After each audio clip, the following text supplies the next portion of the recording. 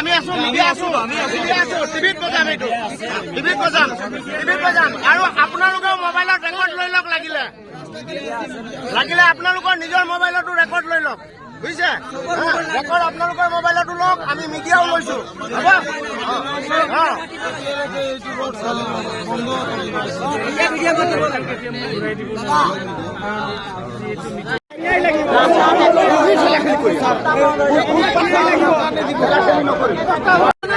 national হাইৱেত এটা accident হৈছে এক্সিডেণ্টত কোনোতো কাৰোবাক মাৰিম বুলিতো মাৰিব নোৱাৰে ন বা কেতিয়াবা এক্সিডেণ্ট হৈ যায় চ' আজি এখেতৰ দেউতাক অলপ মানে কপাল বেয়া বুলি ভাগ্য বেয়া বুলিয়ে ক'ব লাগিব যে আমাৰ মন্ত্ৰী বা MLA গাড়ীখন আগৰ গাড়ীও নহয় পিছৰ গাড়ীখন এস্কৰ্টৰ গাড়ীখন খুন্দিয়াই বোলে হঠাৎ মানে তেনেকুৱা হৈছে মৃত্যু হ'ল চ' এতিয়া কথাটো হ'ল আমি এতিয়া গভৰ্ণমেণ্ট অফিচিয়েল হিচাপে বা তেওঁলোকে মন্ত্ৰী MLA হিচাপে এজন মানুহ এক্সিডেণ্টত ঢুকালে আমিতো আৰু মানুহটোক এতিয়া কোনো পধ্যে আমি ঘূৰাই দিব নোৱাৰো বা তেওঁ যদি এক্সিডেণ্ট অলপ বোলে এতিয়াও তেওঁ জীয়াই থকা হ'লে বা কিবা এটা হোৱা হ'লে ইমিডিয়েট আমি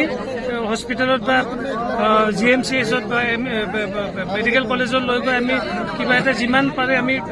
ট্ৰাই কৰিব পাৰিলোঁ হয় যিহেতু একেবাৰে তিতাতেই মানে মৃত্যু হ'ল তো এইটো আমি কি কৰিব পাৰিম আমি এতিয়া গভৰ্ণমেণ্টৰ ৰুল মতে চৰকাৰী ৰুল মতে এতিয়া মই অনাৰেবল মিনিষ্টাৰৰ লগত কথা পাতিম বা MLAৰ লগত কথা পাতিম বা গভৰ্ণমেণ্টৰ যিখিনি আমাৰ সুবিধা তেখেতসকলক দিব লাগে সেইখিনি আমি সহায় সহযোগিতা কৰিব পাৰিম ন পৰিয়ালটোক ছাৰ যিমান যদি পাৰে আপোনালোকে সহায় সহযোগিতা আগবঢ়াব ছাৰ লিখিত হিচাপত দিব লাগে ছাৰ লিখিতটো গভৰ্ণমেণ্টৰ পৰা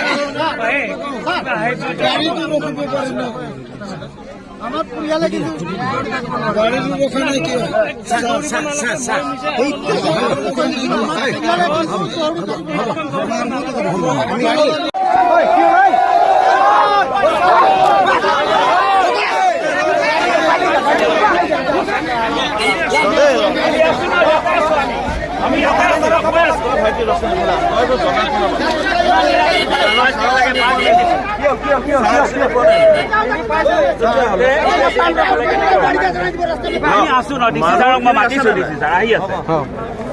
তোমালোকে জনা শুনা মানুহ আমাক ছাৰ ন্যায় লাগে ছাৰ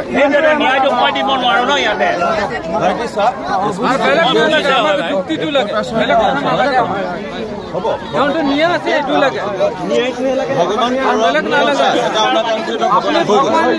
ভগৱান এতিয়া আমি ভিক্টিমসকলক চাব লাগিব ন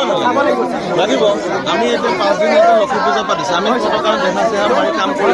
কৰিছো কি নাই তেনেকে